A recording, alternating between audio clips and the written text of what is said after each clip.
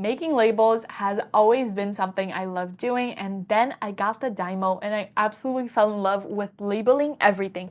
So the first thing I want you to notice is that it has a keypad like you would see in a regular keyboard. So that is incredible because some of these label makers have a alphabetical one, which makes it so much harder to just type, but it has so many different settings as well. You can have different formats, including the size, style, borders, and more. And then you can also insert symbols, a second line, date, and this thing has so many symbols that you can put in, even emojis. I'm not kidding, it is super useful and I truly love it. Check it out. You can add a little heart or a smiley face or a sad face, even a flower, and it is super easy to use. You also have the back button that clears everything out and the space down here. You also have a clear one, so you don't have to delete it manually. You can remove anything that is in there. You also have this button that locks the keys so you can use numbers too.